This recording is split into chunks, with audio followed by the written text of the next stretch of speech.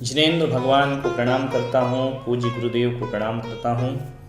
प्यारे प्यारे बच्चों, एपिसोड नंबर 9 में आपका स्वागत है और मैं आज आपसे थोड़ी सी चर्चा करूँगा।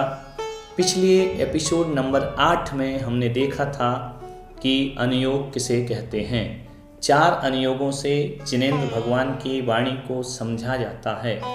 आज उस पर थोड़ा सा डिटेल में हम चर्चा करेंगे ताकि आपको बिल्कुल आपके दिमाग में ये बात फिट हो जाए, यह कठिन विषय भी आपको बहुत सरल लगने लगे। तो आज मैं आपसे बात कर रहा हूँ प्रथमानुयोग की। प्रथमानुयोग के बारे में मैंने बताया था कि पहला अनुयोग है, ये प्राइमरी क्लास है। ये यहाँ पर तत्व की बातों को महापुरुषों के जीवन से जोड़ करके समझा जाता है। ऐसे महापुरुष का जीवन, इतिहास जिसे कहा जाता है, हमारे पुण्य पुरुष, हमारे पुराण पुरुषों का जीवन, जैसे आदि पुराण है, शांतिनाथ पुराण है, महावीर पुराण है, ऐसे बहुत से ग्रंथ हैं जिनके माध्यम से हम धर्म की बात को समझते हैं। श्रेणिक चरित्र है, वर्धमान चरित्र है और बहुत सारे ग्रंथ प्रथमानुयोग के जिसमें कथाएं हों, उसे आप प्रथमानुयोग समझ लीजिए। उसके माध्यम से हम तत्व की बातों को बहुत अच्छे से समझेंगे। इन ग्रंथों को पढ़ने से क्या होता है, एक तो हमें अपने महापुरुषों का ज्ञान होता है, महापुरुषों के बारे में जानकारी मिलती है। वो हमारे प्रेरणा पुरुष होते हैं, उन्हें देख करके हमें भी धर्म करने के भाव जागृत होते हैं। पुण्य पाप क्या होता है यह हमें समझ में आता है, अच्छा और बुरा क्या होता है यह हमें समझ में आता है। हमारी जीवन शैली कैसे होना चाहिए ये प्रथमानुयोग को पढ़ने से समझ में आता है। इससे हमारी देवशास्त्र गुरु पर श्रद्धा बढ़ती है, हमारी जिनेंद्र भगवान पे श्रद्धा बढ़ती है, गुरुओं पर श्रद्धा बढ़ती है और वह श्रद्धा बढ़ती है तो वही सम्यक दर्शन में कारण होती है।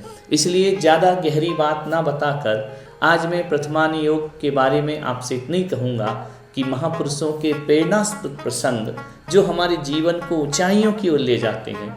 आदमी की सोच है, वह उनसे अच्छी बातें भी ग्रहण कर सकता है, बुरी बातें भी ग्रहण कर सकता है। चूँकि हमें धर्म की पाठशाला में बैठे हैं, बुरी बातों को अपने माइंड में नहीं लाना है, अपने दिमाग में नहीं लाना।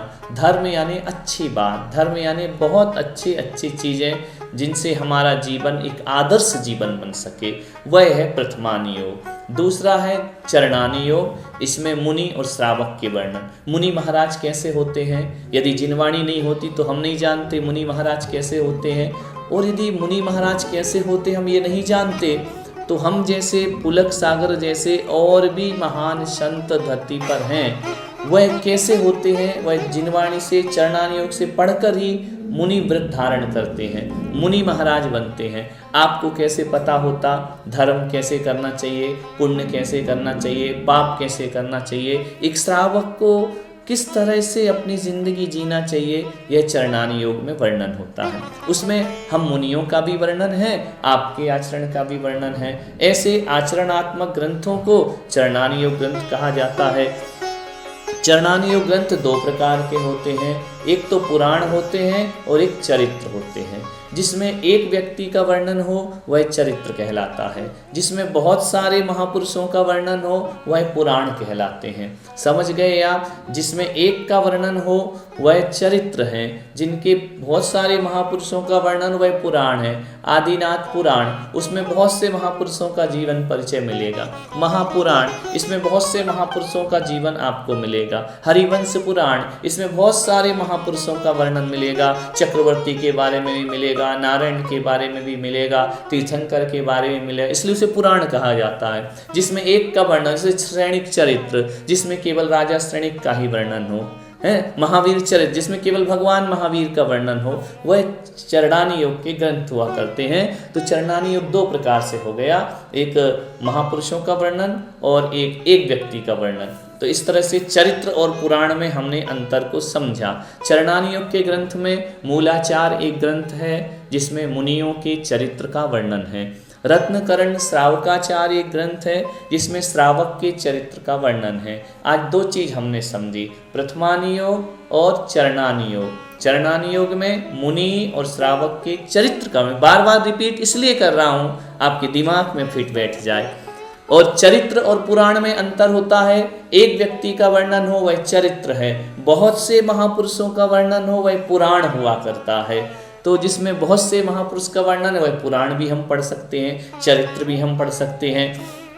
तो चरणानी योग में मुनियों का वर्णन मूलाचार ग्रंथ में है, भगवती आराधना ग्रंथ में है, और श्रावकों का वर्णन श्रावकाचार में है। सागार धर्मामृत एक ग्रंथ है, उसमें श्रावकों का वर्णन है। अनगार धर्मामृत एक ग्रंथ है जिसमें मुनि महाराज का वर्णन है।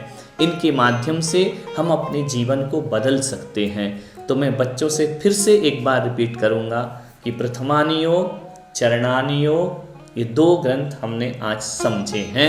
इनके माध्यम से हम अपने जीवन को धर्म में बना सकते हैं। विशेष रूप से याद रखें 2 अनुयोग बचे हैं, करणानी योग, द्रव्यानी योग। वह अपनी अगले एपिसोड नंबर 10 में आपसे मैं मुखातिब होऊंगा, आप उसमें आइए। कोई प्रश्न उठ रहा हो तो हमारे मीडिया के इस चैनल पर, जिन शरणम मीडिया चैनल पर आप स्क्रीन पर दिखेगा अंकित जैन का नंबर, उनसे आप संपर्क करके हम तक प्रश्न पहुंचा सकते हैं। और एक बात और आपसे कहूँगा, यह पाठशाला घर घर में चालू होना चाहिए। हर रविवार को आपसे मुखातिब होंगे। तो मैं यही कहूँगा, जिन शरणम मीडिया यूट्यूब चैनल जरूर लाइक करें, जरूर डाउनलोड करें।